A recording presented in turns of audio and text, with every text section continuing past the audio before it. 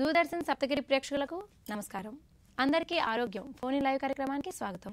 మన శరీరంలో అనేక రకాల అవయవాలలో లివర్ కూడా ముఖ్యమైన అవయవం. ఈ లివర్ ఫంక్షనింగ్లో ఏమైనా తేడా వచ్చినట్లయితే, ఫంక్షనింగ్ సరిగ్గా లేకపోతే అనేక రకాల ఆరోగ్య సమస్యలు వస్తున్నాయి. ఈ మధ్య కాలంలో కూడా మనం ఎక్కువగా ఫ్యాటీ లివర్ అనేది కూడా ఎక్కువ వింటున్నాము, హెపటైటిస్ వింటున్నాం కదా. మరి అసలు ఈనాటి అందరికీ ఆరోగ్యం ఫోన్ లైవ్ కార్యక్రమం ద్వారా కాలేయ సమస్యలు అవగాహన అనే దాని గురించి మనం మాట్లాడుకుందాం. మనకి ఈ అంశంపై మరిన్ని విషయాలు మనకు తెలియజేయడానికి మనతో ఉన్నారు డాక్టర్ మెట్లపల్లి జగన్మోహన్ గారు, MD/DM, government general hospital Vijayawada నుంచి ఇచ్చేశారు. మరి ఈ డాక్టర్ గారిని అడిగి మరిన్ని విషయాలు తెలుసుకుందాం. మరి ఈ అంశంపై మీకు ఏమైనా సందేహాలు ఉంటే మరి మా కాల్ చేయవచ్చు. మా ఫోన్ నెంబర్లు 0866-2487-005, 2487-006. ఈ కార్యక్రమాన్ని మీరు ప్రత్యక్షంగా ఫేస్బుక్ మరియు యూట్యూబ్ ద్వారా కూడా వీక్షించవచ్చు. మరి ఇంకెందుకు ఆలస్యం, డాక్టర్ గారితో మాట్లాడదాం. నమస్కారం డాక్టర్ గారు. నమస్కారం. Welcome to Doordarshan sir. నమస్తే అమ్మా. సార్, ముఖ్యంగా ముందు మనం ఈ కాలేయ సమస్యలు అనేది ఈ మధ్య ఎక్కువగా వింటున్నాం కదా. అసలు కాలేయ సమస్యలు అనేది ఎందుకు వస్తుంటాయి? శరీరంలో అనేక అవయవాలు ఉన్నాయమ్మా. ఏ అవయవానికి ఆ అవయవం చాలా ముఖ్యమైనది. వీటిలో అన్నిటికంటే పెద్ద అవయవంగా కాలేయాన్ని చెప్పుకుంటాం. ఒక 70 కేజీలు ఉన్న వాళ్ళలో సుమారుగా 1.5 కేజీ అంటే 1.5 కేజీల మోతాదు సైజులో ఈ కాలేయం ఉంటుంది. అలాగే మీకు తెలిసింది సుమారు 1200 గ్రాములతో లివర్ బ్రెయిన్ ఉంటుందని అంటాం. సో అతి ముఖ్యమైన అవయవాలో కాలేయం కూడా ఒకటి ముఖ్యమైనది. తిన్న ఆహారం జీర్ణం చేయడంలోనూ, మనం వేసుకునే చాలా మందులు కానీ, చాలా తినే ఆహార పదార్థాలు కానీ ఎక్కువ లివర్ గుండానే డైజెస్ట్ అవుతుంటాయి. అందుచేత ఇది చాలా ముఖ్యమైన అవయవం. అందుచేత అనేక మందులు కూడా లివర్ గుండా ప్రాసెస్ అవుతాయి కాబట్టి అనేక మందులకి లివర్ మీద ఎఫెక్ట్ కూడా ఉండే అవకాశం ఉంది. అలాగే కొంచెం ఆల్కహాల్ తీసుకునే వాళ్ళకి, అలాంటి వాడికి కూడా లివర్ సమస్యలు వచ్చే ఛాన్స్ ఉంది. ఈ లివర్ సమస్యలు ఉన్నాయి అని ఎలా కనుక్కోవాలి డాక్టర్ గారు? లివర్ జబ్బులను ఎలా కనుక్కోవాలి? చాలాసార్లు లివర్ జబ్బులు ఆకలి లేకపోవడం కానీ, దీనికంటే ముఖ్యంగా కళ్ళల్లోనూ ఒంటేలు పచ్చగా రావడం గాను, ఇది ముఖ్యమైన సిమ్టమ్గా చెప్పుకుంటాము. కామెర్లు అంటాం, పచ్చ కామెర్లు అంటాం. ఇదివరకు కాలంలో కామెర్లను 2 రకాలుగా విభజించేవాళ్ళు, ఉబ్బు కామెర్లని, పచ్చ కామెర్లని. వీటిలో పచ్చ కామెర్లు అనేది ఎక్కువ లివర్ సమస్యల వల్ల వస్తుంటుందండి. అంటే ఇలా కళ్ళు పచ్చగా అయినప్పుడు, ఒంటేలు బాగా పచ్చగా వస్తున్నప్పుడు మనం లివర్ టెస్ట్లను చేయించుకుంటాం. వీటిలో మోర్ దాన్ 2 మిలీగ్రామ్స్ అంటే 2 మిలీగ్రాముల కంటే కనుక బిలిరూబిన్ ఎక్కువ ఉంటే అప్పుడు కామెర్లు వచ్చినట్టుగా దాదాపుగా నిర్ధారిస్తాం. అయితే ఈ కామెర్లు రావడానికి అనేక కారణాలు ఉంటాయి. అట్లాగే పుట్టుకతో కొన్ని లోపాలు ఉండటం వల్ల కూడా కొంత వయసు వచ్చిన తర్వాత కూడా కొంతమంది కామెర్లు రావచ్చు. అలాగే పుట్టిన వెంటనే కూడా చాలామందికి ఫిజియోలాజికల్ జాండీస్ అంటాం. అంటే ఇది 2వ రోజు 3వ రోజు నుంచి వస్తుంది. సర్వసాధారణంగా అది 8 మిలీగ్రాముల కంటే దాటదు. కొందరిలో మీరు వినుంటారు, పిల్లలకి 15 మిలీగ్రాములు 20 మిలీగ్రాములు దాటిన వాళ్ళకి ఫోటోథెరపీ అని ఇస్తుంటారు. లైట్ కింద ఎగ్జాక్ట్లీ. సో దానివల్ల ఆ కామెర్లోకి కారణమైన కెమికల్ కాదమ్మా, అది కామెర్కి బిలిరూబిన్ అంటాము. బిలిరూబిన్లో కాంజుగేటెడ్ అని, అన్కాంజుగేటెడ్ అని 2 ఉంటాయి. అందులో పుట్టిన వెంటనే వచ్చే వాళ్ళలో కామెర్లు ఎక్కువ అన్కాంజుగేటెడ్ బిలిరూబిన్ దానివల్ల ఉంటుంది. అది మరీ ఎక్కువైనప్పుడు అది ఒక్కొక్కసారి తలకెక్కడం వల్ల మోర్ దాన్ 20 మిలీగ్రామ్స్ ఉంటాయి. అంటే 20 మిలీగ్రాముల కంటే ఎక్కువ ఉంటే ఒక్కొక్కసారి తలకెక్కడం వల్ల కెన్నెక్టర్స్ అని వచ్చే జబ్బు అవకాశం ఉంది. అందువల్ల ఆ టైంలో దాని ఫార్మ్, ఈ బిలిరూబిన్ ఫార్మ్ మార్చడానికని మనం ఫోటోథెరపీ అని ఇస్తామమ్మా. అంటే బాక్స్లో పెట్టానని. దానివల్ల అది ఆ కెమికల్ స్ట్రక్చర్ మారటం వల్ల అది ఒంటెలు గుండా బాగా ఎక్స్క్రీట్ అయిపోవడం వల్ల ఆ కెన్నెక్టర్స్ అనే బాధ నుంచి మనం తప్పించుకోవచ్చు. అలా కాకుండా అడల్ట్స్లో ఎక్కువ లివర్ జబ్బు వల్ల వచ్చే కామెర్లు లివర్ వల్ల రావటం వల్ల వచ్చేది ఎక్కువ కాంజుగేటెడ్ బిలిరూబిన్ అనేది అది ఎక్కువ ఉంటుంది. అయితే అరుదుగా కొద్ది మందిలో రక్తం తొందరగా విరిగిపోవటం వల్ల కూడా కామెర్లు వస్తుంటుంది. దాన్ని హీమోలైటిక్ జాండీస్ అంటాం. దాంట్లో అన్కాంజుగేటెడ్ బిలిరూబిన్ అంటాం, దానివల్ల వస్తుంది. కొద్ది మందిలో ఆల్మోస్ట్ పాత పుస్తకాల్లో ఇచ్చేవాళ్ళు 5 to 10% ఆఫ్ పాపులేషన్ అంటాం. అంటే ప్రతి 100 మందిలో 5 నుంచి 10 మందికి అన్కాంజుగేటెడ్ బిలిరూబిన్ అనేది ఒక్కొక్కసారి పెరిగి కనబడుతుంది. అంటే దీంట్లో వీళ్ళు బాగా స్ట్రెయిన్ అయినప్పుడు, అంటే పరీక్షలప్పుడు చదువుకుంటుంటేనో, లేకపోతే ఎక్కువసేపు నిద్ర మెలకు కాస్తేనో, బాగా స్ట్రెయిన్ అయితేనో, ఇలాంటప్పుడు కొద్దిగా పచ్చకామెర్లు రావడం చాలాసార్లు చూస్తుంటాం.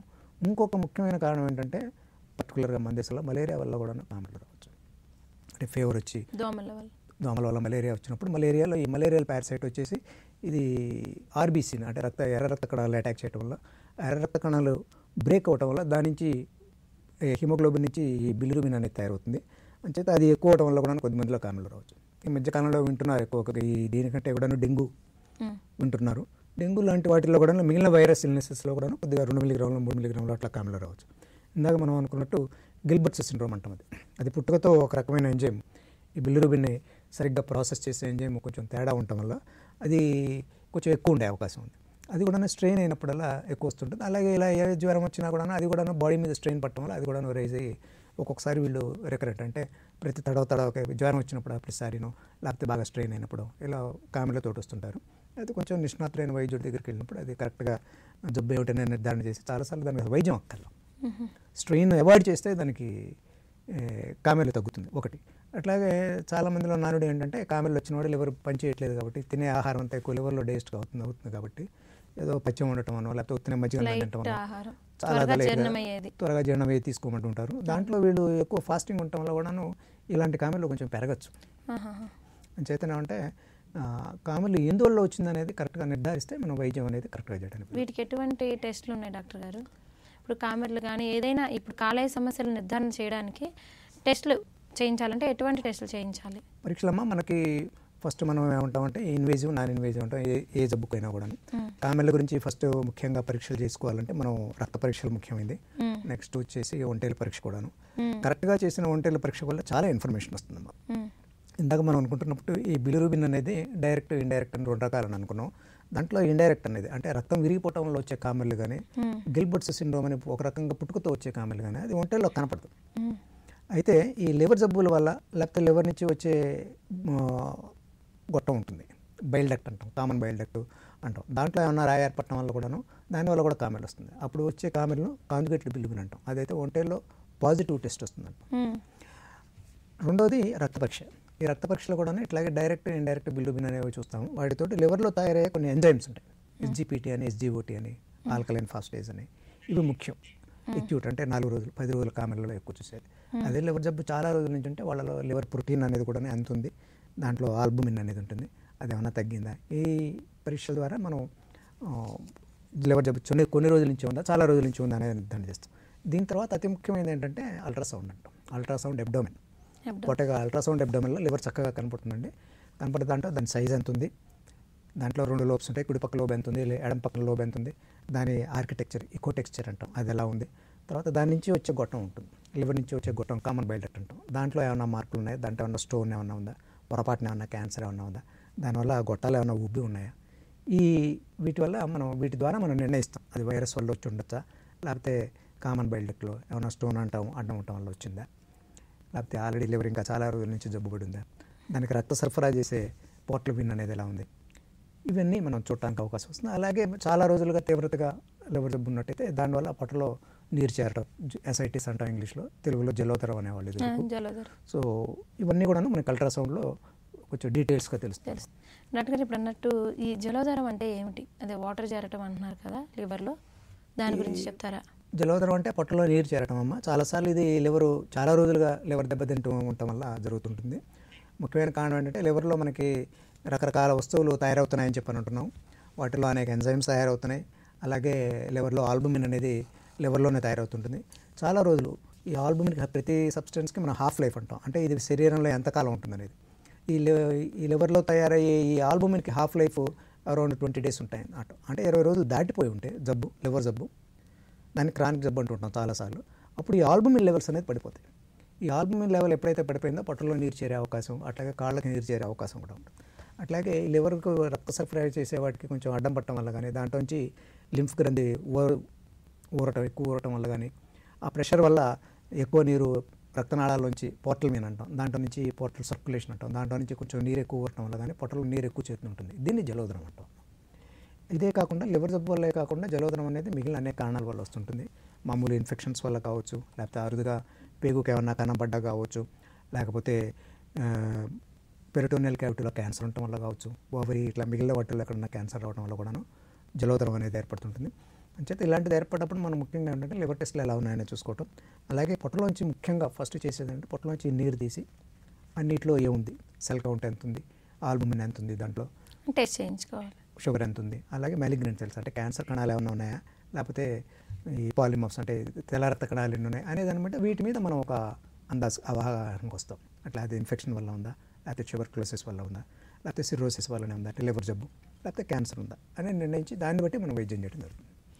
డాక్టర్ గారు ఇప్పుడు మనం లివర్ అనేటప్పటికీ హెపటైటిస్ గురించి ఎక్కువగా భయపడుతుంటారు. హెపటైటిస్లో కూడా కొన్ని రకాలు ఉన్నాయి. అందులో ఎక్కువగా హెపటైటిస్ బి అనేది చాలా డేంజరస్ అని చెప్పి భయపడుతూ ఉంటారు కదా. అసలు హెపటైటిస్ బి అనేది ఏంటి డాక్టర్ గారు? లివరు జబ్బులు క్లాస్లో చెప్పేప్పుడు చెప్తుంటానమ్మా. It is easy to recognize. A B C D E వైరస్లు అని అంటారు. ముందర ఏ వైరస్ని బి వైరస్ని కనుక్కున్నారు. ఆ తర్వాత మేము చదువుకునే రోజుల్లో నాని బి అనేవాళ్ళు. తర్వాత నెమ్మదిగా మిగిలిన వైరస్లను కూడా కనుక్కున్నారు. వాటిల్లో సి అనేది ఒకటి, డి అని, ఈ అని, ఇవి మొత్తం ముఖ్యంగా లివర్నే అటాక్ చేసే వైరసెస్ 5 ఉన్నాయి. 5 రకాలు. అవి కాక మిగిలినవి కూడా అనేక వైరస్లు ఉన్నాయి. ఇప్పుడు ఫర్ ఎగ్జాంపుల్ డెంగ్యూ అంటున్నాము, లేకపోతే ఎప్స్టీన్ బార్ వైరస్ అంటాము. ఇలాంటి వైరస్ల వల్ల కూడాను మిగిలిన వాటిలో కూడా అంటే మలేరియాలో కూడాను లివర్ ఎఫెక్ట్ కావచ్చు. అయితే చాలా సాధారణంగా ఎక్కువగా ఇన్వాల్వ్ అయ్యేది మనకు వచ్చేసి ఈ ఏబిసిడి వైరస్లు. వీటిలో మీరు అన్నట్టు ఈ బి వైరస్ కానీ సి వైరస్ కానీ అనేది చాలా మందిలో ఏంటంటే భారతదేశంలో పాపులేషన్లో సుమారుగా అరౌండ్ 3 to 4%. అంటే టెస్టులు చేసిన వాళ్ళలో ఈ 3 to 4% అనేది నా ఉద్దేశం కరెక్ట్ ఫిగర్ కాదు. ఎందుకంటే పిల్లలందరికీ టెస్ట్ చేయట్లేదు. చాలామందికి ఈ రక్తం డొనేట్ చేయడానికి వచ్చిన వాళ్ళను, లేకపోతే ఆపరేషన్లు వచ్చిన వాళ్ళందరికీ స్క్రీన్ చేయడం ఇప్పుడు గవర్నమెంట్ కూడా చాలా ఇంప్లిమెంట్ చేస్తుంది ఈ ప్రోగ్రామ్. దీంట్లో సుమారు ప్రతి 100 మందికి 2-3కి ఈ హెపటైటిస్ బి టెస్ట్ అనేది బ్లడ్లో పాజిటివ్ వస్తుంది. అది పాజిటివ్ వచ్చినంత మాత్రాన ఏదో సీరియస్ జబ్బు ఉందని కాదు. అలాగే కొద్ది మందిలో <1% ఒక ఈ హెపటైటిస్ సి అనేది కూడా పాజిటివ్ వస్తుంది. అంటే రక్తంలో ఉంటుంది కానీ అవైలబుల్గా ఉంటుంది కానీ అంటే కనపడుతుంది కానీ చాలాసార్లు దాని ప్రభావం లివర్ మీద ఎక్కువేం పడదు. అది ఉందా లేదా తీర్మానం చేయాలంటే మనం ఆ రిపోర్ట్ తోటి వచ్చినప్పుడు మనం మిగిలిన రక్త పరీక్షలు చేసుకోవాలి. చాలాసార్లు దురదృష్టం ఏంటంటే ఈ హెపటైటిస్ బి పాజిటివ్ వచ్చేటప్పటికి ఈ ల్యాబ్ టెక్నీషియన్లు అనేది కానీ, లేకపోతే ఈ చిన్న ప్లేసెస్లో ఉండే రక్త బ్యాంకు రక్తనిధి వాళ్ళు కానీ నీకు ఇంకేముంది లివర్ జబ్బు వచ్చేసింది అని చెప్పి చెప్పడం జరుగుతుంది దురదృష్టవశాత్తు. అందువల్ల ఏంటంటే దాన్ని వచ్చినప్పుడు మేము ఏం చేస్తామంటే ఫస్ట్ అసలు అది ఉందా లేదా కన్ఫర్మ్ చేయడం. ఎందుకంటే ప్రతి టెస్ట్ ల్యాబ్లో అరుదుగా ఫాల్స్ పాజిటివ్ అని వస్తుంది. అంచేత అలా ఉన్నప్పుడు అసలు ఫస్ట్ ఉందా లేదా, ఉంటే దాని ప్రభావం లివర్ మీద ఎంతవరకు పడింది, అసలు ఉందా లేదా. చాలాసార్లు ఇది లివర్ మీద ఏం పెద్ద ప్రభావం ఏమి ఉండకపోవచ్చు. అట్లాగే ఈ వైరస్ తాలూకు మిగిలిన కంటెంట్స్, మిగిలిన క్వాలిటీస్ ఏమైనా ఉన్నాయి. అంటే హెచ్బిఎస్ఏజీ అనేది పైన ఉన్న ఒక తుడుగు లాంటిది. దాంతోపాటు ఆ వైరస్ మిగిలిన సబ్స్టెన్స్, మిగిలిన పార్టికల్స్ హెపటైటిస్ బి ఈ యాంటీజెన్ అంటాం, అట్లాగే డిఎన్జీ అంటాం. అవి రెండు కొద్దిగా ఖరీదైన పరీక్షలు. ప్రభుత్వం అవి కూడాను చేయించి ఏర్పాటు చేస్తుంది. ఇప్పుడు ఈ కోవిడ్ తోటి కొంచెం గందరగోళంగా ఉంది కాబట్టి కావట్లేదు. అదే అదర్వైజ్ ఈ కోవిడ్కి టెస్ట్ చేసే మిషన్ మీదనే ఈ హెపటైటిస్ బి ఈ యాంటీజెన్ కూడాను, ఈ యాంటీజెన్ అట్లాగే డిఎన్జీ కూడాను ఎంత లెవెల్లో ఉన్నాయనేది మనం కనుక్కోవచ్చు. కనుక్కుని దీని ప్రభావం లివర్ మీద ఉందా లేదనేది ఇందాక మనం అనుకున్నట్టు దానివల్ల ఏమైనా జాండీస్ వచ్చిందా, దానివల్ల ఏమైనా ఎంజైమ్స్ ఏమైనా పెరిగినాయా, పెరిగితే ఎంతకాలం పెరిగినాయి, అట్లాగే మళ్ళీ దాన్ని ఒక నెల 5 తర్వాత రిపీట్ చేయడం చేసి ఇవన్నీ పాజిటివ్ ఉంటే అప్పుడు అసలు వాడికి వైద్యం చేయాలా వద్దా అనేది నిర్ధారణ చేసి అప్పుడు వైద్యం చేసే అవకాశం ఉంది. పైగా ప్రభుత్వం చాలా ముఖ్యంగా గత సంవత్సరంగా ఈ national viral hepatitis control programme అని చాలా సీరియస్గా తీసుకుంది ఈ ప్రోగ్రామ్ని. దీనికి ప్రతి టీచింగ్ హాస్పిటల్లోనూ ఒక టీంని ఏర్పాటు చేసింది. ఒక ల్యాబ్ టెక్నీషియన్ ఉన్న డాక్టర్స్లో ఒకరిని నోడల్ ఆఫీసర్గా పెట్టి, ఒక డిఈఓ వాళ్ళని పెట్టి ఫస్ట్ థింగ్ చాలా వైస్ థింగ్ ఇన్ని రోజుల్లో ఈ 7 గవర్నమెంట్ చేసింది ఏంటంటే ముందు హెల్త్ కేర్ వర్కర్స్ అందరికీ హెపటైటిస్ బి ఇమ్యునైజేషన్ చేస్తుంది. మన దగ్గర కూడా మొన్ననే 2nd డోస్ కూడా వేసాం. అట్లాగే ప్రతి టీచింగ్ హాస్పిటల్లోనూ అందులో ఉన్న హెల్త్ కేర్ వర్కర్స్ అందరికీ, అట్లాగే చుట్టుపక్కల ఉన్న హెల్త్ కేర్ వర్కర్స్ అందరికీ కూడా ఇప్పుడు మీకు కోవిడ్ రాకుండా ఎట్లా చేస్తున్నామో అట్లా హెపటైటిస్ బి కూడా రాకుండా చేస్తున్నారు. దీనికంటే ముఖ్యం చిన్నపిల్లలు పుట్టంగానే హెపటైటిస్ బి వైరస్ వ్యాక్సిన్ అనేది ఎన్నో ఏళ్ళ నుంచి గవర్నమెంట్ ఆఫ్ ఇండియా కూడా వేయటం మొదలుపెట్టింది. ఈ పోలియో వ్యాక్సిన్, డిపిటీ వ్యాక్సిన్లతో పాటు హెపటైటిస్ బి వ్యాక్సిన్ కూడాను అందరికీ వేయటం మొదలుపెట్టింది. ఇదివరకు మేము చదువుకునే రోజుల్లో ఉన్న హెపటైటిస్ బి ఈ రోజున లేదు, తగ్గింది. ఇంకా పోయే కొద్దీ ఇంకా తగ్గుతుంది.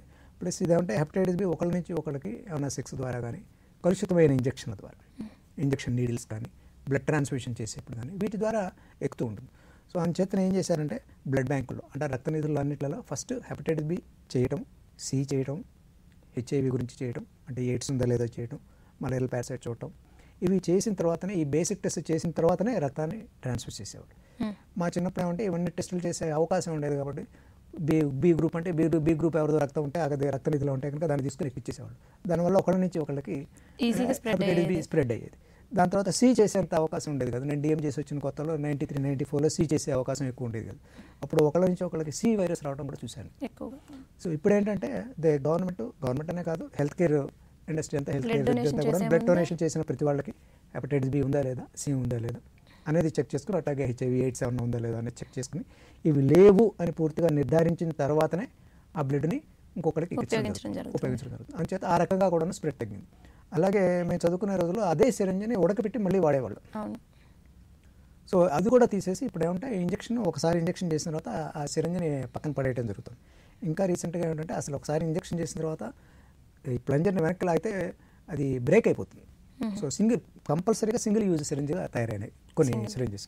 అంచేత ఒకళ్ళ నుంచి ఒకళ్ళకి స్ప్రెడ్ అయ్యే అవకాశాన్ని కూడా బాగా తగ్గించారు. చాలా వరకు తగ్గింది. వ్యాక్సినేషన్ వల్ల కూడా చాలా వరకు భారతదేశంలో కూడా హెపటైటిస్ బి బాగా తగ్గిందమ్మా. ఓకే డాక్టర్ గారు, కాలర్ రెడీగా ఉన్నారండి, మాట్లాడదాం. హలో హలో హలో, నమస్తే అండి. మీ పేరు, ఎక్కడి నుంచి మాట్లాడుతున్నారు? మీ పేరండి? దుర్గాప్రసాద్ గారు. చెప్పండి. మనతో డాక్టర్ గారు ఉన్నారు. మీ సమస్య ఏంటో చెప్పండి. చెప్పండి దుర్గాప్రసాద్ గారు, ఏంటి మీ సమస్య? నమస్తే అండి. నమస్తే అండి. అది స్టార్టింగ్ 2 months క్రితం ఇలాగ మీరు చెప్పినట్టే నాకు ఒక వామిటింగ్స్, ఆకలి కాకపోవడం అనేది జరిగితే ఒకసారి టెస్ట్కి వెళ్ళాను. ఓకే. టెస్ట్కి వెళ్తే 0.2% అనేది లివర్ ఇన్ఫెక్షన్ అనేది వచ్చింది. ఓకే. అప్పుడు నేను మన బంజారాస్ నిమ్స్ ఉంది కదా సార్, నిమ్స్లో చూపించుకున్నాను. ఓకే. తర్వాత ఇంప్రూవ్మెంట్ అనేది కొద్దిగా నాకు అనారోగ్యంగానే ఉంటుంది, కానీ అది టెస్ట్ చేయించాను మళ్ళీని. ఓకే. నార్మల్ అయిపోయిందని చెప్పారు. ఓకే. కానీ తర్వాత నాకు హెల్తీగా ఉండకపోవటం, నీరసంగా ఉండటము, కొద్దిగా ఒళ్ళు అనేది రాకపోవటం, చిన్నది వంట పట్టకపోవటం, ఇప్పుడు కళ్ళు లోపలికి పోవటం, నిద్ర లేనట్టు, ఎంత తిన్నా సరే. చూడండి, ఇప్పుడు మీకు వచ్చిన హెపటైటిస్ ఎందువల్ల వచ్చిందనేది ముఖ్యం. 99% మీరు అన్నట్టు రిపోర్ట్స్లో కనుక నార్మల్గా ఉంటే లివర్ మళ్ళీ బ్యాక్ నార్మల్గా వచ్చేసినట్టేనండి. అతి కొద్ది మందిలో హెపటైటిస్ వచ్చిన తర్వాత పోస్ట్ వైరల్ ఎస్థీనియా అంటాం, అంటే కొంచెం కొద్ది కాలం నీరసం పర్సిస్ట్ అవ్వచ్చు. అది చాలామంది తగ్గిపోతుంది. అయితే అయినా తగ్గట్లేదు అంటే 2 నెలలు అయినా తగ్గట్లేదంటే మళ్ళీ ఒకసారి మీరు మిగిలినవి ఏమైనా వేరే ఏమైనా ఉన్నాయేమో చూసుకోండి తప్ప. వైరల్ హెపటైటిస్ 190 పాళ్ళు 6 వారాల లోపల పూర్తిగా తగ్గిపోతుందండి, సమస్య పోతుంది. అందులో మీకేమీ భయమే అక్కర్లేదు. వైరస్ ఏమన్నా ఉందని చెప్పారా మీకు అప్పుడు? థ్యాంక్స్ ఫర్ కాలింగ్ అండి. డాక్టర్ గారు ఇప్పుడు బ్రేక్ తీసుకుందామండి ప్రోగ్రాంలో. చూస్తున్నారు కదండి, డాక్టర్ జగన్మోహన్ గారు ఎంతో చక్కగా సమాధానం తెలియజేస్తున్నారు కదా. కాలేయ సమస్యలు అలానే గ్యాస్ట్రిక్ ప్రాబ్లమ్స్ ఏమైనా ఉంటే కనుక కాల్ చేయవచ్చు. నేను చిన్న బ్రేక్ తీసుకుని వచ్చేస్తాను. ఈ కార్యక్రమంలో ఇప్పుడు ఒక చిన్న విరామం.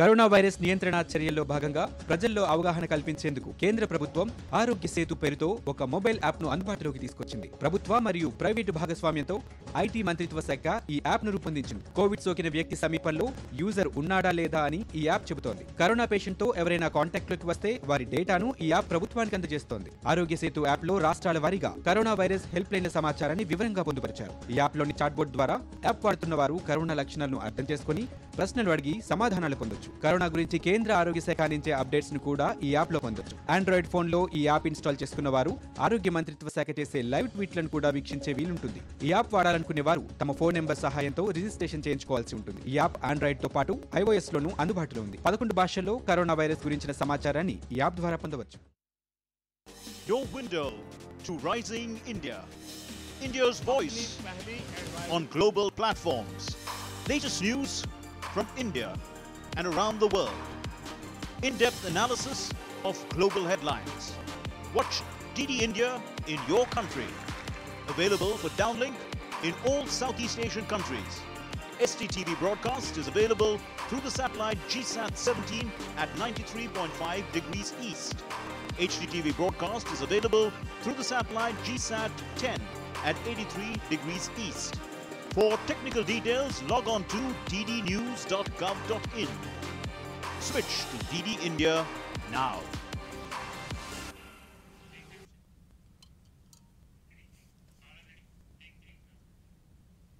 అందరికీ ఆరోగ్యం ఫోన్ లైవ్ కార్యక్రమానికి తిరిగి స్వాగతం. మనతో డాక్టర్ జగన్మోహన్ గారు ఉన్నారు, గ్యాస్ట్రోఎంట్రాలజిస్ట్ గారు. మరి మీకు లివర్ సమస్యలు కానీ గ్యాస్ట్రిక్ సమస్యలు కానీ ఏమైనా ఉంటే మాకు కాల్ చేయవచ్చు. మరి కాలర్ రెడీగా ఉన్నారు, మాట్లాడేద్దాం. హలో, నమస్తే మేడం. నమస్తే అండి. మీ పేరు, ఎక్కడి నుంచి మాట్లాడుతున్నారు? నా పేరు కొండూరి సాయి కృష్ణ అండి, గుంటూరు నుంచి మాట్లాడుతున్నాను మేడం. సాయి కృష్ణ గారు డాక్టర్ గారితో మాట్లాడండి, మీ సమస్య ఏంటో చెప్పండి. హలో, నమస్తే అండి, చెప్పండి సాయి కృష్ణ గారు. సార్ నమస్తే సార్. నా వయసు 41 సార్ నాది. ఓకే.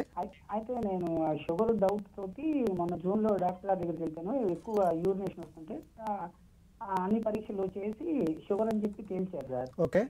అదే దాంట్లో నీకు లివర్లో ఎక్కువ కనపడుతున్నాయి, ద్రవాలు ఎక్కువగా, ఒకసారి లివర్ డాక్టర్ చూపించుకో అని చెప్పి అన్నారు సార్. ఓకే.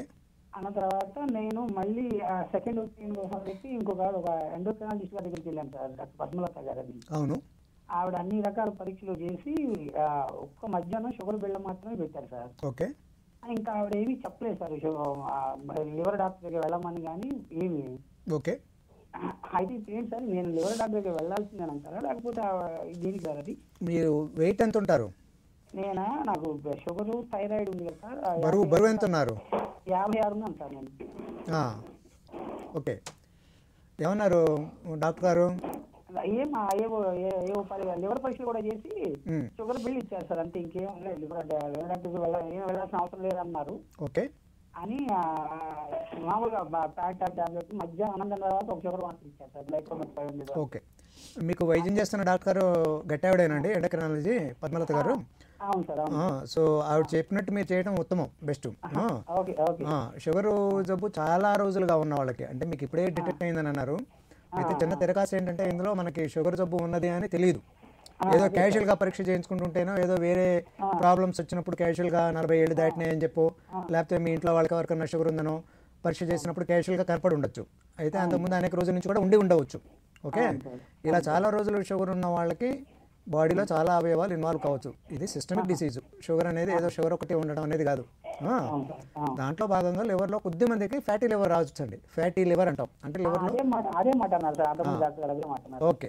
సో ఇది అల్ట్రాసౌండ్ అనేది పొట్ట స్కాన్ పరీక్ష చేస్తే బయటపడుతుంటుంది ఒక్కొక్కసారి. అంటే శరీరంలో కూడా ఫ్యాట్ ఉండవచ్చు అని. దీంతో పాటు లిపిడ్స్, అంటే లిపిడ్ ప్రొఫైల్ అంటాం, అంటే కొలెస్ట్రాల్ అంటామే, అది కూడా ఏమన్నా ఎక్కువ ఉందేమో చూసుకోవాలి. ఓకే.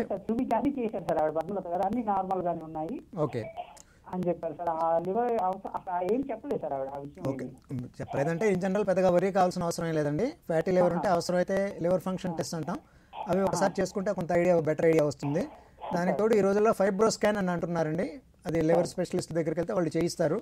దాంట్లో ఏమన్నా ఉంటే చూడాలి. అతి ముఖ్యమైన వైద్యం మీకు ఇప్పుడు షుగర్ కంట్రోల్లో పెట్టుకోవడం నెంబర్ 1.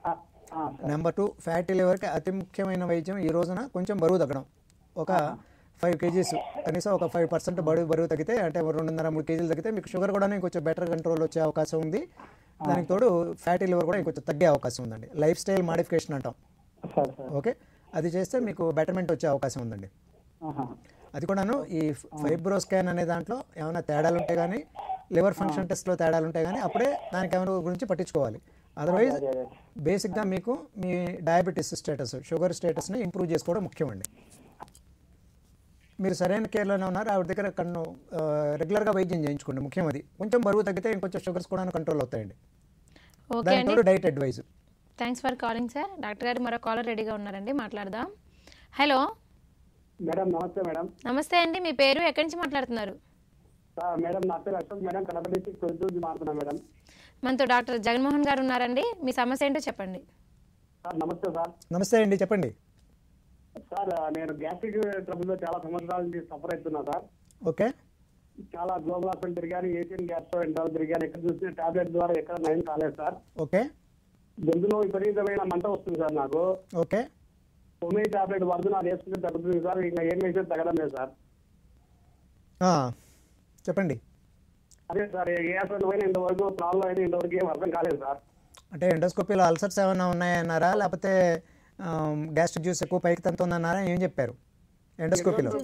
అలాంటివి ఏం లేదు సార్. మాకు గొంతులో పోయే వాగిలో కొద్దిగా లూజ్ అయిపోయింది, అక్కడి నుంచి పైకి ఇండియన్ పైకి ఎగదంతా చెప్పారు సార్. ఓకే. దీన్ని GERD అంటామండి, గ్యాస్ట్రో ఈసోఫేజియల్ రిఫ్లెక్స్ డిసీజ్ అంటామండి. అంటే అన్నవాహిక నుంచి స్టమక్ వెళ్ళే దోవలో ఒక చిన్న కవాటం లాంటి ఉంటుంది, చెక్ వాల్వ్ లాగా. అది పైనుంచి వచ్చే ఆహార పదార్థాలను కిందకి పంపించాలి కానీ కింద నుంచి వచ్చే వాటిని పైకి రానివ్వకూడదు. ఓకే.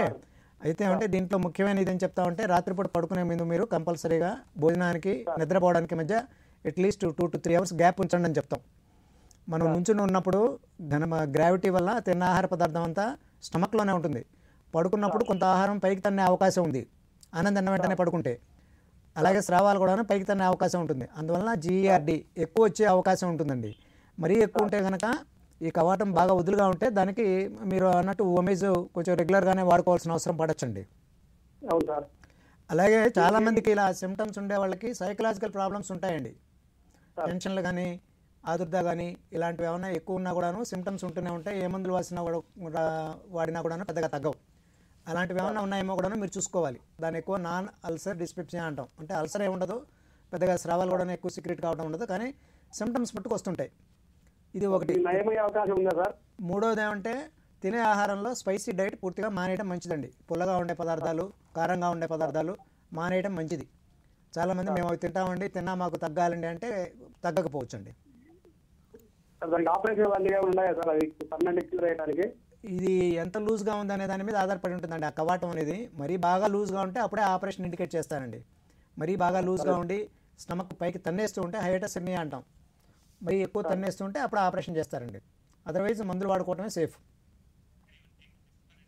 ఓకే అండి, థ్యాంక్స్ ఫర్ కాలింగ్. డాక్టర్ గారు మరొక కాలర్ లైన్లో ఉన్నారండి, మాట్లాడదాం. హలో హలో హలో నమస్తే అండి, మీ పేరు ఎక్కడి నుంచి మాట్లాడుతున్నారు? రేణుకా అండి.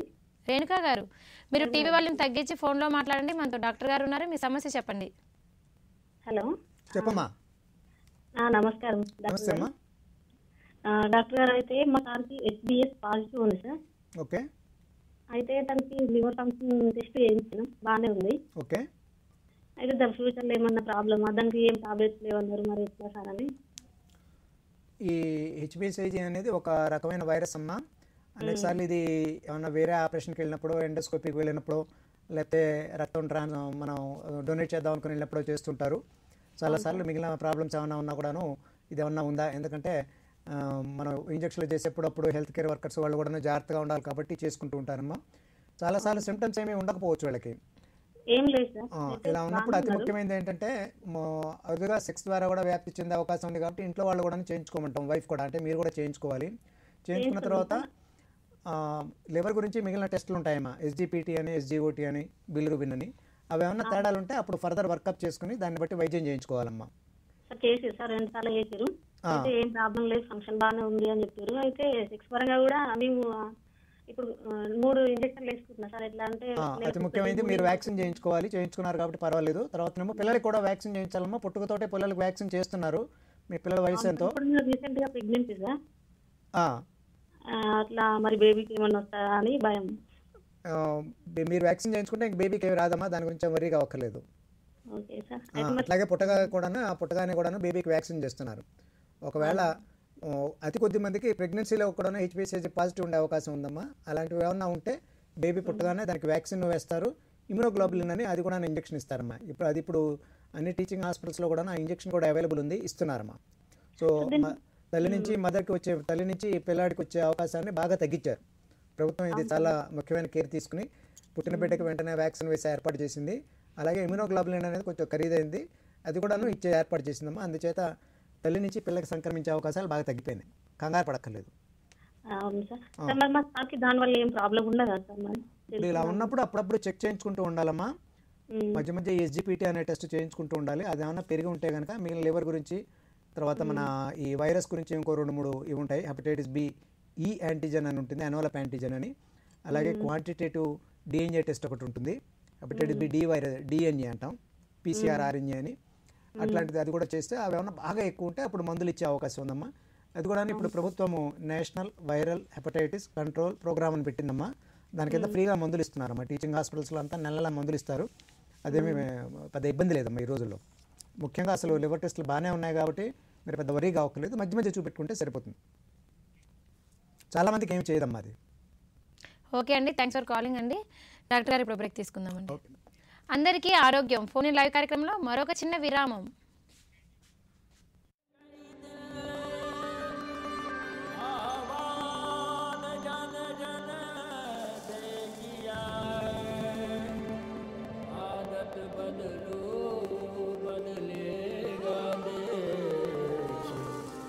सबसे पहले मन स्वच्छ किया,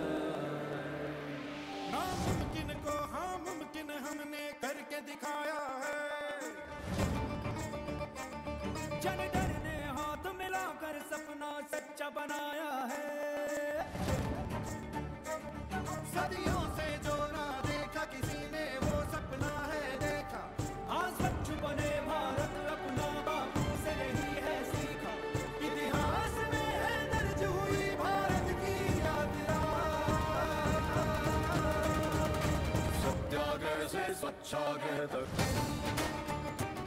हाँ सत्याग्रह से सत्याग्रह तक, इतिहास में ये दर्ज हुई भारत की यात्रा, सत्याग्रह से सत्याग्रह तक, हाँ सत्याग्रह से सत्याग्रह तक। बापू संदेश हो सुपुने, सत्याग्रह से सत्याग्रह तक, रजनी हम इतिहास के, सत्याग्रह से सत्याग्रह तक।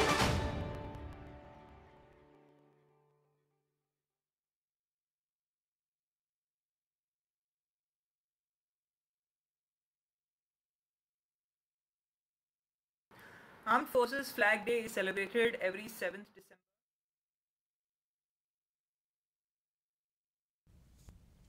అందరికీ ఆరోగ్యం ఫోన్ లైవ్ కార్యక్రమానికి తిరిగి స్వాగతం. కాలేజ్ సమస్యలు అవగాహన గురించి డాక్టర్ జగన్మోహన్ గారు ఎంతో చక్కగా తెలియజేస్తున్నారు. మరి ఈ అంశంపై మీకు ఏమైనా సందేహాలు ఉన్నా, అలానే గ్యాస్ట్రిక్ ప్రాబ్లమ్స్ గురించి ఏమైనా ప్రాబ్లమ్స్ ఉంటే మాకు కాల్ చేయవచ్చు. మరి డాక్టర్ గారితో మాట్లాడదాం. డాక్టర్ గారు, ఈ మధ్య కాలంలో మనం ఎక్కువగా ఫ్యాటీ లివర్ అని వింటూ ఉన్నాము. అసలు ఈ ఫ్యాటీ లివర్ అంటే ఏంటి, ఇది రాకుండా ఉండడానికి ఎటువంటి జాగ్రత్తలు తీసుకోవాలి, వచ్చిన తర్వాత ఎటువంటి జాగ్రత్తలు తీసుకోవాలి, మీరే చెప్పండి. నిజమేనమ్మా. ఇప్పుడు మాకు అనేక మంది ఎసిమ్టమాటిక్ అంటే పెద్ద సిమ్టమ్స్ ఏమీ ఎక్కువ లేకుండానే లివర్లో ఫ్యాటీ లివర్ ఉందని చెప్పి రిపోర్ట్ తోటి వస్తున్నారు. అంటే అనేక కారణాల వల్ల ఈరోజు మనం పొట్టకి వేరే చోట ఎక్కడో నొప్పి ఉందనో, మైల్డ్ పెయిన్ ఉందనో దానికి స్కాన్ చేయడం జరుగుతుంది, బాగా అవైలబుల్ ఉండటం వల్ల. దాంట్లో కొద్దిమందికి లివర్లో ఫ్యాట్ ఎక్కువ చేరిందని, అంటే ఎక్కువ జెన్సిటీ అంటాం స్కాన్లో చూసేటప్పుడు లివర్ గురించి, అది పెరిగిన వాళ్ళకి ఫ్యాటీ లివర్ ఉందని చెప్పి నిర్ధారించి పంపుతూ ఉంటారు. ఇది ఈ రోజుల్లో చాలామంది చూస్తున్నామమ్మా.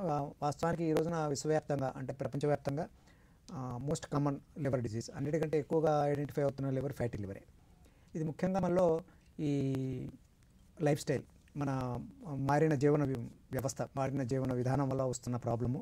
చాలామందికి షుగర్ ఉన్న వాళ్ళకి వస్తుంటుంది, అలాగే ఊబ శరీరం ఉన్న వాళ్ళకి, అలాగే కొలెస్ట్రాల్ ఎక్కువ ఉన్న వాళ్ళకి, అలాగే వైరస్ ఏమన్నా ఉన్నా కూడా వాళ్ళకి కామెర్లు వస్తుంటుంది. అది ఫ్యాటీ లివర్ వస్తుంది. వీటన్నిటికంటే ముఖ్యమైనది ఏంటంటే ఆల్కహాల్. అందుకని ఫ్యాటీ లివర్ని ఏమంటారంటే రెండు రకాలుగా విభజిస్తాం. ఒకటి ఆల్కహాల్ వల్ల వచ్చిన ఫ్యాటీ లివరా, రెండు ఆల్కహాల్ తాకుండా వచ్చే ఫ్యాటీ లివరా. ఈ ఆల్కహాల్ వచ్చే ఫ్యాటీ లివర్కి అతి ముఖ్యమైన వైద్యం ఆల్కహాల్ పూర్తిగా మానేయటం అనేది. ఫ్యాటీ లివర్ అనేది యాజ్ సచ్ దానిగా పెద్ద ఏదో తీవ్రమైన జబ్బు కాదు, అయితే అది తీవ్రం అయ్యే అవకాశం ఉంది, అంచేత జాగ్రత్తలు తీసుకోవాల్సిన అవకాశం ఉంది. ముఖ్యంగా ఆల్కహాల్ కన్సిస్టెంట్గా చాలా రోజుల్లో తీసుకునే వాళ్ళకి ఫస్ట్ స్టేజ్లో ఈ ఫ్యాటీ లివర్ అనేది వస్తుంది. తర్వాత కొద్దిమందికి కొంచెం జాండీస్తో మేనిఫెస్ట్ అవుతారు. ఇంకా అలాగే తీసుకున్నట్టయితే లివర్ పూర్తిగా డ్యామేజ్ అయ్యి క్రానిక్ డిసీజ్ అంటాం. క్రానిక్ అంటే మోర్ దాన్ 6 months 6 నెలలు దాటి వచ్చిందంటే వాళ్ళకి బిలిరూబిన్ పెరగటం, SGOT, SGPT అనే లివర్ ఎంజైమ్లు పెరగటం అవి జరుగుతుంటాయి. అది స్కాన్లో చూసినప్పుడు ఈ లివర్ ఇట్లా ఫ్యాటీ లివర్ ఉందని ముందర, తర్వాత హెపటైటిస్ స్టేజ్ అని, ఇంకా అలాగే తీసుకుంటూ ఉన్నట్టయితే కనుక లివర్ కుంచుకుపోతూ ఉంటుంది. అంటే లోపల కొన్ని సెల్స్, లివర్ సెల్స్ చచ్చిపోతూ ఉంటాయి. దాన్ని కాంపెన్సేట్ చేయడానికి దాన్ని బదులుగా ఉన్న లివర్ సెల్స్ బాగా పెద్దగా అవ్వటం, లేకపోతే ఇంకా ఎక్కువ రీజనరేషన్ అంటాం, ఎక్కువ ఉత్పత్తి అయ్యి గడ్డలుగా తయారవటం, సర్ఫేస్ ఇర్రెగ్యులారిటీ అంటాం, నాడ్యులార్ లివర్ అంటాం. అలా ఏర్పడి లివర్ సిరోసిస్లోకి వెళ్తుంది. ఇలా లివర్ సిరోసిస్లోకి వచ్చిందంటే లివరు ఈ డిస్ఫంక్షన్ అంటే ఫంక్షన్ పనిచేయడం అనేది పూర్తిగా దెబ్బతినే అవకాశం ఉంది.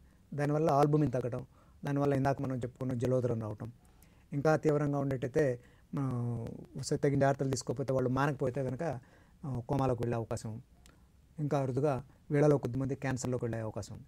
ఇక రెండవది non alcoholic fatty liver. Fatty liver alcohol వల్ల ఒకటి, రెండవది నాన్ ఆల్కహాలిక్, ఆల్కహాల్ తాగని వాళ్ళలో కూడాను ఫ్యాటీ లివర్. అయితే ఈ ఫ్యాటీ లివర్ వచ్చిన వాళ్ళలో అందరిలోనూ మనం ఆల్కహాల్ ఏమైనా తీసుకుంటున్నారా, ఎంతకాలం నుంచి తీసుకుంటున్నారు అని అనేకసార్లు అడుగుతుంటాం అన్నమాట. ఎందుకంటే ఒక స్టిపులేటెడ్ అమౌంట్ 80 గ్రాములు రోజు తాగాలని, కనీసం 5 ఏళ్ళు తాగాలి, ఇలాంటి వాళ్ళలో ఆల్కహాలిక్ లివర్ డిసీజ్ వచ్చిందని అంటాం. అయితే ఈ ఆల్కహాల్ తీసుకునే వాళ్ళలో అతి ప్రమాదకరమైనది ఏంటంటే మనకి వాళ్ళు కరెక్ట్గా చెప్పరు, ఇంట్లో వాళ్ళు చెప్పరు. వీడు నేనేం తాగట్లేదండి, ఏదో అప్పుడప్పుడు తాగుతున్నానండి అంటాడు.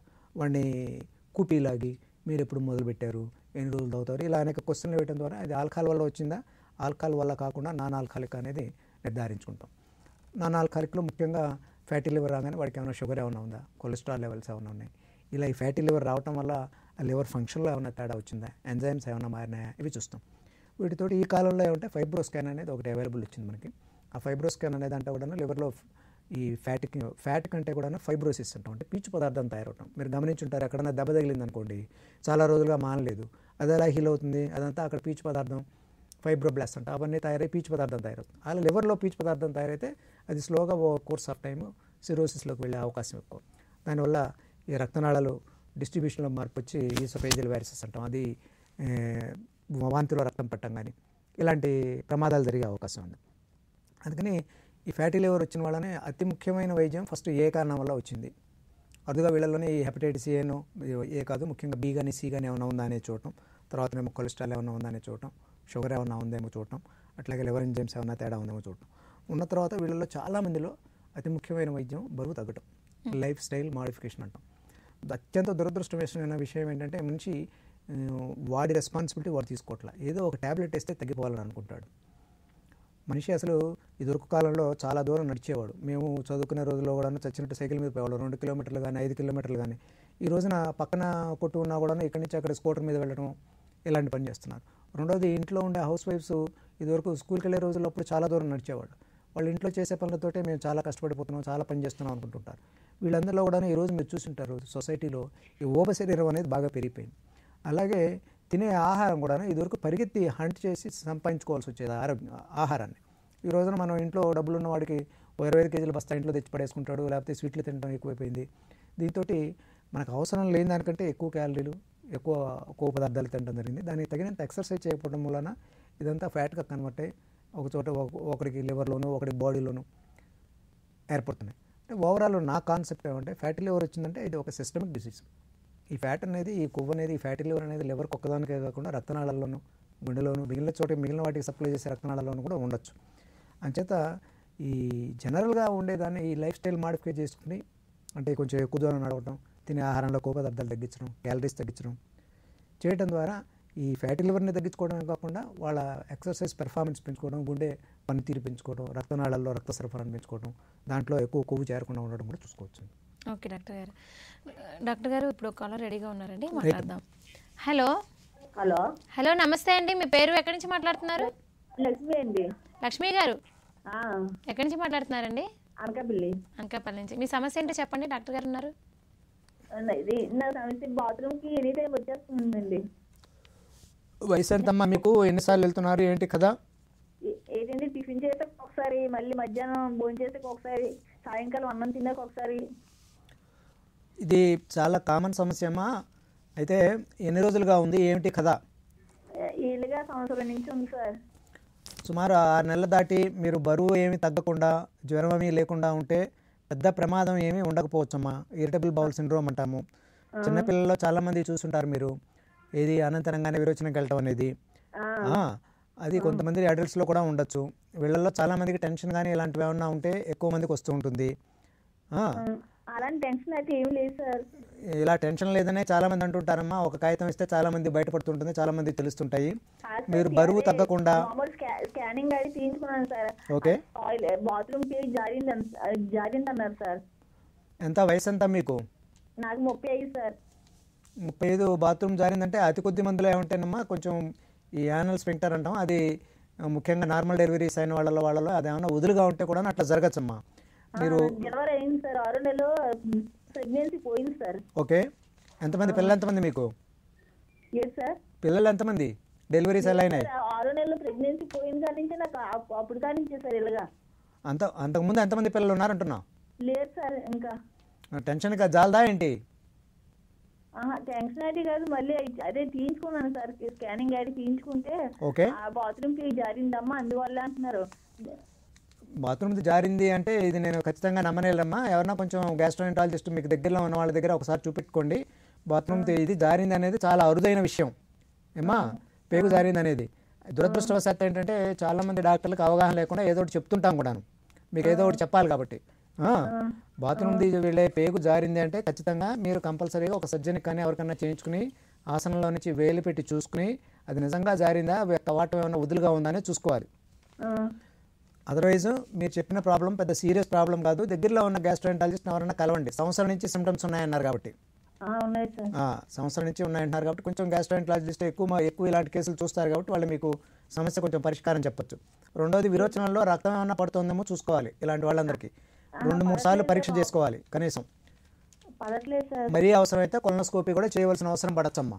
చేయించుకున్నాను సార్, అవన్నీ చేయించుకున్నాను. అవన్నీ చేయించుకుంటేనే బాత్రూమ్ కి జారిందని చెప్పారు సార్. మీరు ఒకసారి కొంచెం నిష్ణాతులైన గ్యాస్ట్రోఎంట్రాలజిస్ట్ని కలవండి అమ్మా. బాత్రూమ్ పేగు జారింది అనేది చాలా చాలా చాలా అరుదైన జబ్బు. అదేమన్నా మంచి గట్టి సర్జన్కి చూపెట్టుకోండి. రెండు అవసరమైతే గ్యాస్ట్రోఎంటాలజిస్ట్ చూపెట్టండి, వాళ్ళు మీ సమస్య ఏమిటనేది ఐడెంటిఫై చేయగలుగుతారు. ఓకే అండి, థ్యాంక్స్ ఫర్ కాలింగ్ లక్ష్మి గారు. డాక్టర్ గారు మరో కాలర్ ఉన్నారని లైన్లో మాట్లాడదాం. హలో హలో హలో నమస్తే అండి, మీ పేరు? జ్యోతి అండి. జ్యోతి గారు ఎక్కడి నుంచి మాట్లాడుతున్నారు? నంద్యాల అండి. నంద్యాల. మీ సమస్య ఏంటో చెప్పండి, డాక్టర్ గారు ఉన్నారు. చెప్పమ్మా జ్యోతి గారు. నమస్తే సార్. చెప్పండి అమ్మా. గ్యాస్ట్రైట్ ప్రాబ్లం ఉంది సార్. ఒక 3 years బ్యాక్ కొద్దిగా ఎక్కువగా ఉండింది. ఫ్లూయిడ్స్ బయటికి వస్తాయి అని చెప్పారు సార్ నాకు. ఏదమ్మా? ఫ్లూయిడ్స్ బయట అంటే ఎక్కదన్నుతున్నాయి అని చెప్పారు. అదే అమ్మా, మొదటి కాలర్ కూడా అదే చెప్పారు. మేము కొంతమందికి గ్యాస్ట్రోఇసోఫేజల్ రిఫ్లక్స్ డిసీజ్ అని ఉంటుందమ్మా. అంటే స్టమక్లో ఊరే స్రావాలు, ఎక్కువ యాసిడ్ ఊరుతుంటుంది స్టమక్లో, అన్నవాహికలోకి కొద్దిమందికి వెనక్కి తంతూ ఉండొచ్చమ్మా. అలాంటప్పుడు గుండెల్లో మంటగా పరిణమించవచ్చు. ఇట్లాంటి వాళ్ళు అతి ముఖ్యమైనది ఏంటంటే, చాలామంది మాకు వచ్చే పేషెంట్లు ఏమిటంటే మసాలా ఫుడ్స్ తినడం వల్ల దానివల్ల ఎక్కువ మంది వస్తుంటారు. ఇలాంటి పూర్తిగా మానేయటం మంచిది 1. 2, అన్నం తినడానికి పడుకోవడానికి మధ్య గ్యాప్ ఉంచడం మంచిది, కనీసం 2-3 గంటలు. 3, తిన్న తర్వాత పడుకునే వైపు ఎత్తుగా పెట్టి పడుకోవడం మంచిది. 4, అవసరమైతే ఈ మందులు ఏమైనా వాడుకోవడం, వీలైనంత తక్కువ మోతాదులో వాడటం మంచిదమ్మా. అంటే 3 years బ్యాక్ నేను తీసుకున్నాను సార్, ఈ మధ్యలో ఏమీ వాడలేదు. ఓకే, మీకు కంఫర్టబుల్గా ఉంటే వీలైనంత వరకు వాడకండి అమ్మా. ప్రతి మందు సైడ్ ఎఫెక్ట్స్ ఉంటాయి. ఫర్ ఎగ్జాంపుల్ ఈ ప్యాంటోప్రజోలనో ఇవనో ర్యాబెప్రజోలనో అవి పప్పులు నమిలినట్టు నవ్వులుతున్నారమ్మా. దురదృష్టవశాత్తు ఈ మెడికల్ షాపుల వాళ్ళు కూడాను 2-3 మందులు కలిపి అమ్ముతున్నారు ఎక్కువ, అవన్నీ ఇస్తున్నారు. ఏ మందు సేఫ్ కాదమ్మా. ఊరికనే అవసరం లేకుండా ఏ మందు వాడద్దు. వాడవలసి వస్తే దగ్గరున్న నిష్ణాతులైన డాక్టర్ దగ్గర చూపెట్టుకుని అవసరమైతే వీలైనంత తక్కువ మోతాదులో వాడుకోండి. అవసరం ఉన్నప్పుడు వాడండి, తప్పలేదు. అప్పుడు ఫస్ట్ స్పైసీ ఫుడ్ అంతా మానేయండి, కారం మసాలా పులుపు. ఈ మధ్యకాలంలో గమనిస్తున్నది ఏంటంటే ఈ కోవిడ్ కానీ దీనివల్ల కానీ ఈ ఎక్కువ ఈ మసాలా దినుసులన్నీ తాగితే రోగనిరోధక శక్తి పెరుగుతుందని, అల్లం నీళ్ళని లేకపోతే నిమ్మకాయ నీళ్ళు తాగండి బాగుంటుందని ఇవన్నీ చెప్తున్నారు. వీటిలో చాలా వరకు ఇవి మనకి కడుపులో మంటనే పెంచచ్చమ్మా. అందరికీ కాకపోవచ్చు, కొద్దిమందికి పడకపోవచ్చు. జీలకర్ర నీళ్ళని ఇట్లాగా వాటిలో అవి ఏమైనా ఉన్నాయేమో చూసుకోండి మీరు. Okay sir, thank you. Right అమ్మా, థ్యాంక్స్ ఫర్ కాలింగ్ అండి. డాక్టర్ గారు ఇందాక గాలి స్టోన్స్ అన్నారు కదా, ఈ గాలి స్టోన్స్ అనేవి అసలు ఏంటి, దీనివల్ల ఏమన్నా మనకి లివర్కి ఏమైనా ప్రాబ్లం అవుతుందా? లివర్ పక్కన కింద గాల్ బ్లాడర్ అనే ఒక చిన్న సంచి లాంటిది ఉంటుందమ్మా. దీంట్లో తయారైతే పసరు ఆహారం జీర్ణం కావడంలో బాగా ఉపయోగపడుతుంది. ఒక్కొక్కసారి ఈ పసరు తయారయ్యేది కొంచెం కాన్సన్ట్రేటెడ్గా తయారవ్వడం వల్ల ఇవి చిన్న చిన్న రాళ్ళుగా ఏర్పడచ్చు. అంటే ఈ గాల్ బ్లాడర్ అనే పితాశయం ఉంటుంది తెలుగులో, దీనిలో ఇన్ఫెక్షన్ ఏర్పడటం వల్ల కానీ, అరుదుగా ఎక్కువ రక్తంలో ఉండే ఎర్ర రక్త కణాలు ఎక్కువ పెరగటం వల్ల కానీ ఇలాంటి వాళ్ళలో గాల్ స్టోన్స్ వస్తుంటాయి. సర్వసాధారణంగా ఈ గాల్ స్టోన్స్ పెద్ద సిమ్టమ్స్ కలుగు చేయవమ్మా. మా రోజుల్లో చదివేవాళ్ళం ఫ్యాటీ ఫర్టైల్ ఫీమేల్ ఆఫ్ 40 అని, అంటే 40 ఏళ్ళు దాటిన వాళ్ళు, బాగా ఊబకాయ ఉండేవాళ్ళు, ఇలాంటి వాళ్ళలో గాల్ స్టోన్స్ అని ఎక్కువని. చాలామందిలో అప్పుడు కుడి పక్కన నొప్పి తీవ్రంగా వస్తున్నప్పుడు మా రోజుల్లో అయితే ఆపరేషన్ చేస్తే తప్ప తెలిసేది కాదు. అలాంటి వాళ్ళలో గాల్ స్టోన్ ఉందని అనుకునేవాళ్ళు. ఈ రోజున అల్ట్రాసౌండ్ అనేది పరికరం బాగా ఎక్కువ అవైలబుల్ ఉండటం వల్ల ఏ నొప్పి ఉన్నా వాళ్ళకి అల్ట్రాసౌండ్ చేయడంలో కొద్దిమందికి సిమ్టమ్స్ లేకుండా కూడాను గాల్ బ్లాడర్లో స్టోన్స్ అనేవి కనపడుతున్నాయి. చాలామందిలో ఇలా కనపడ్డప్పుడు వాళ్ళకి బాధ ఏమీ లేనప్పుడు పెద్దగా విపరీతంగా ఏమీ చేయక్కర్లా. చాలామందికి ఇలాంటి వాళ్ళకి అర్సోడియాక్సి కోలిక్ యాసిడ్ అని ఆ ట్యాబ్లెట్ వాడుతుంటాం. అది కొద్దిమందికి అవి కరుగుతూ ఉంటాయి. మరీ తీవ్రంగా ఉండి నొప్పి ఎక్కువగా ఉంటే మటుకు వాళ్ళకి ఆపరేషన్ చేయవలసి వస్తుంది. అతి కొద్దిమందికి గాల్ బ్లాడర్లోంచి రాయి స్లిప్ అయ్యి దాని నుంచి పేగును కలిపే గొట్టంలో వచ్చి అడ్డం పడుతూ ఉంటుంది. ఈ పిత్తాశయం నుంచి అన్నవాహికలోకి ఓపెన్ అయ్యే గొట్టాన్ని క్యారీ చేసే దీన్ని పిత్తరసాన్ని తీసుకెళ్లే గొట్టాన్ని కామన్ బైల్ డక్ట్ అంటాం. బైల్ డక్ట్ అంటాం. డక్ట్ అంటే గొట్టం అని. ఈ బైల్ని తీసుకెళ్తుంది కాబట్టి బైల్ డక్ట్ అంటాం. అరుదుగా ఈ స్టోన్ ఈ బైల్ డక్ట్లో కానీ అట్లా ఏమైనా ఇరుక్కుని అడ్డం పడే అవకాశం ఉంది. అది అలా ఇరుక్కున్నప్పుడు నొప్పి తీవ్రంగా ఉండే అవకాశం ఉంది. ఇది అడ్డం పడ్డప్పుడు కామెలు వచ్చే అవకాశం ఉందండి. ఇలా వచ్చిన వాళ్ళకి మనం ఈఆర్సిపి అని ఆ టెస్ట్ చేయడం ద్వారా ఆ స్టోన్ ఉందేమో కనుక్కోవచ్చు. ఆ స్టోన్ని బయటికి తీసే అవకాశం ఉంది. అందుకనే చాలామందిలో ఏమిటంటే మనం ఈ జాండీస్ వచ్చిన వాళ్ళలో ఎక్కువ 10 మిల్లీగ్రాములు అట్లా దాటిన వాళ్ళలో మనం అల్ట్రాసౌండ్ అనేది చేసి చూస్తూ ఉంటాం. దాంట్లో లివర్ ఆర్కిటెక్చర్ ఎలా ఉంది, అలాగే ఈ కామన్ బైల్ డక్ట్ ఈ పొసర్నాళంలో ఏమన్నా స్టోన్స్ ఏమైనా ఏర్పడ్డాయా, కామెలు కారణం ఇదేమన్నా ఉందా, ఎందుకంటే ఇలాంటిది ఏమన్నా ఉంటే ఈఆర్సిపి చేయడం ద్వారా స్టోన్ తీసేసే అవకాశం ఉంది. దాని ముందు మనకి ఇప్పుడు ఈ ఎంఆర్సిపి అనే ఎంఆర్ఐలోనే ఎంఆర్సిపి అంటాం, మ్యాగ్నెటిక్ రెజొనెన్స్ కొలాంజియో అంటే పసర్త గొట్టము ప్యాంక్రోటోగ్రఫీ అంటాం. అది చేసినప్పుడు ఈ కామన్ బైల్ డక్ట్ అంటే పసనాళంలో క్లియర్గా తెలుస్తుంది అందులో ఏమైనా స్టోన్ వల్ల ఏమైనా అబ్స్ట్రక్షన్ ఏర్పడిందా, ఏమైనా క్యాన్సర్ వల్ల ఏమైనా అబ్స్ట్రక్షన్ ఏర్పడిందని. అలాంటిది ఏమన్నా ఉంటే ఈఆర్సిపి అనేది చేసి ఆ అడ్డాన్ని తొలగించే అవకాశం ఉంది. ఆ స్టోన్ ఏమైనా ఉంటే ఆ స్టోన్ని తీసేసే అవకాశం ఉంది. లేకపోతే మనం ఈ హార్ట్కి కానీ బైపాస్ చేసినప్పుడు ఆ గొట్టంలో ఒక చిన్న స్టెంట్ అంటాం, ప్లాస్టిక్ది కానీ అవసరాన్ని బట్టి మెటల్ స్టెంట్ అని అవి పెట్టడం ద్వారా ఈ పసరు వెళ్ళిపోవడానికి మార్గం చేయడం వీలవుతుంది. అప్పుడు ఈ కామెర్లది తగ్గిపోయే అవకాశం ఉంది. డాక్టర్ గారు, ఇప్పుడు లివర్ అనేది చాలా ముఖ్యమైన ఆర్గన్ కాబట్టి ఇది జబ్బులేమి రాకుండా ఉండడానికి ఎటువంటి జాగ్రత్తలు తీసుకోవాలి? మనం జాగ్రత్త తీసుకోగలిగినవి మనం రకరకాల కారణాలు చెప్పుకున్నామా. 1 వైరస్ అనుకున్నాము, 2 ఆల్కహాల్ అనుకున్నాము, 3 ఫ్యాటీ లివర్ అనుకున్నాం. ఇంకా మిగిలినవి అనేక ఉన్నా కూడాను ముఖ్యమైనవి ఇవి. తర్వాతనేమో మందులన్నీ కూడా చాలా మందులు లివర్ కూడా వెళ్తాయి. అంచేత ఏమన్నా చాలామంది మందులు వాడుకునేటప్పుడు మధ్య మధ్య ఎప్పటికప్పుడు పర్టికులర్గా టీబీ మందులు చాలా ఎక్కువ రోజులు వాడుకునే మందులు ఇలాంటివి వాడుకునేటప్పుడు మధ్య మధ్య మనం కళ్ళలో ఏమన్నా కామెర్లు ఏమన్నా వస్తుందేమో చూసుకోవాలి. అతి ముఖ్యమైన కారణం ఆల్కహాల్ తీసుకోకుండా ఉండడం ద్వారా లివర్ జబ్బులు చాలా వరకు తగ్గించవచ్చు. పూర్వకాలంలో ఆల్కహాల్ తాగడం వల్ల లివర్ జబ్బులు రావేమో, అంత ఖరీదు పెట్టి అన్ని రోజులు తాగలేరేమో అనుకునేవాడిని. కానీ ఈరోజు చాలామందిని ఆల్కహాలిక్ లివర్ డిసీజ్ చూస్తున్నాం. సో ఆల్కహాల్ తాగడం మానేయడం ద్వారా, అసలు తాగకుండా ఉండడం ద్వారా లివర్ జబ్బులు రాకుండా చూసుకోవచ్చు. ఇక మూడోది మనం అనుకున్నది ఫ్యాటీ లివర్కి అతి ముఖ్యమైన కారణం ఈ రోజున షుగర్ లాగానే ఇవన్నీ లైఫ్ స్టైల్ డిసీజెస్ అంటున్నాం. మనం తగినంత ఎక్సర్సైజ్ చేయడం, తినవలసినంత ఆహారం తినడం, కడుపు నిండినా కూడాను అనవసరమైన వ్యవహారాలన్నీ లోపలికి తొక్కడం, అలాగే ఫ్యాటీ రిచ్ ఫుడ్స్ తినడం, తగినంత ఎక్సర్సైజ్ చేయకపోవడం, వీటి వల్ల ఫ్యాటీ లివర్ చాలా ఎక్కువగా చూస్తున్నాం. సో ఈ లైఫ్ స్టైల్ మాడిఫై చేసుకోవడం ద్వారా, పర్టికులర్గా షుగర్ కానీ ఉన్న వాళ్ళు కంపల్సరీగా లైఫ్ స్టైల్ మాడిఫై చేసుకోవడం ద్వారా ఈ ఫ్యాటీ లివర్ తద్వారా వచ్చే లాంగ్ టర్మ్ లివర్ జబ్బుల్ని చాలా వరకు తగ్గించుకోవచ్చు. ఇక 4వది వైరస్ అంటే మనం 2 రకాల వైరస్లు చెప్పుకున్నాం. ఒకటేమో వాటర్ కంటామినేషన్ ద్వారా, హెపటైటిస్ ఏ, హెపటైటిస్ ఈ. ఏను ఈ వాటర్ కంటామినేషన్ ద్వారా వచ్చేవి. అందుచేత తాగే నీరు, తినే ఆహారం కలుషితం లేకుండా చూసుకోవడం ద్వారా ఈ హెపటైటిస్ ఏని, ఈని మనం రాకుండా చూసుకోవచ్చు. అలాగే హెపటైటిస్ బి కంపల్సరీగా వ్యాక్సినేషన్ చేసుకోవడం ద్వారా చాలా వరకు హెపటైటిస్ బిని మనం నివారించవచ్చు. ఇప్పుడు ప్రభుత్వం కూడాను మనం ఇందాక అనుకున్నట్టు న్యూ బార్న్స్ అందరికీ హెపటైటిస్ బి వేస్తుంది కాబట్టి పోను హెపటైటిస్ బి తోటి జబ్బు పడేవాళ్ళు తగ్గిపోతారు. అలాగే పొరపాటున ఇంట్లో ఎవరికైనా హెపటైటిస్ బి ఉంటే మిగిలిన వాళ్ళు కూడా చెక్ చేయించుకుని ఫస్ట్ కంపల్సరీగా వ్యాక్సిన్ తీసుకోవటం. అలాగే హెల్త్ కేర్ వర్కర్స్ అందరూ కూడా కంపల్సరీగా వ్యాక్సిన్ తీసుకోవటం. ఏదో ఖరీదు ఎక్కువ ఉండటం వల్ల, అవగాహన లేకపోవడం వలన వ్యాక్సిన్ తీసుకునేవాళ్ళు కాదు. ఇప్పుడు ప్రభుత్వం కూడా తగిన చర్యలు తీసుకుని ఈ హెల్త్ కేర్ వర్కర్స్ అందరికీ ఈ కోవిడ్ వ్యాక్సిన్ వేస్తున్నట్టే హెపటైటిస్ బి కూడా వ్యాక్సిన్ వేయడం ద్వారా కూడా ఒకరి నుంచి ఒకరికి స్ప్రెడ్ అయ్యే అవకాశం కూడా తగ్గుతుంది. డాక్టర్ గారు, ఈ మన కాలేయ సమస్యల గురించి ఎంత చక్కగా అవగాహన కల్పించారండి. అలానే మా కాలర్స్ అడిగిన డౌట్స్ కూడా చక్కగా క్లారిఫై చేశారు డాక్టర్ గారు. ధన్యవాదాలండి. థ్యాంక్స్. నమస్తే. చూశారు కదండి ఈనాటి కార్యక్రమం. మరి అందరికీ ఆరోగ్యంలో మనకి ఈరోజు కాలేయ సమస్యలు, అలానే కలర్స్ అయిన గ్యాస్ట్రో సమస్యల గురించి కూడా డాక్టర్ జగన్మోహన్ గారు ఎంతో చక్కగా తెలియజేశారు కదా. మరి డాక్టర్ గారిని కలవాలన్నా, మరింత సమాచారం ఏమన్నా మీకు అంశాలపై ఏమన్నా ఉన్నా కూడా మరి మన విజయవాడ గవర్నమెంట్ జనరల్ హాస్పిటల్లో డాక్టర్ గారు అందుబాటులో ఉంటారండి. డాక్టర్ జగన్మోహన్ గారు గ్యాస్ట్రో ఎంట్రాలజీ డిపార్ట్మెంట్లో ఉంటారు. ఈయన హెచ్ఓడి. మీరు అక్కడికి వెళ్ళి సార్ గారిని కలవచ్చు. సోమవారం, శుక్రవారం మాత్రమే ఓపీ ఉంటుందంటున్నారు డాక్టర్ గారు. మీరు ఆ రోజుల్లో వెళ్ళి డాక్టర్ గారిని సంప్రదించవచ్చు. మరి ఈ కార్యక్రమం ఇంతతో సమాప్తం. వచ్చే వారం మరో అంశంతో మీ ముందుంటాను. అంతవరకు సెలవు. నమస్కారం.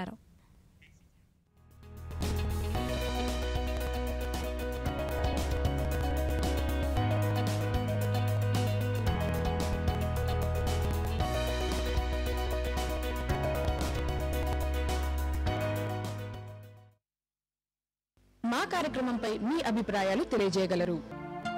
YouTube www.youtube.com/c/dd Saptagiri. స్క్రీన్ మీద కనబడుతున్న క్యూఆర్ కోడ్ ని స్కాన్ చేయడం ద్వారా డిడి సప్తగిరి యూట్యూబ్ ఛానల్ ని వీక్షించగలరు. మరిన్ని అప్డేట్స్ కోసం డిడి సప్తగిరి యూట్యూబ్ ఛానల్ ని సబ్స్క్రైబ్ చేసుకోండి. Email ddSaptagiri@gmail.com. Facebook www.facebook.com/dd Saptagiri. Twitter twitter.com/dd Saptagiri VJA. Instagram www.instagram.com/dd Saptagiri.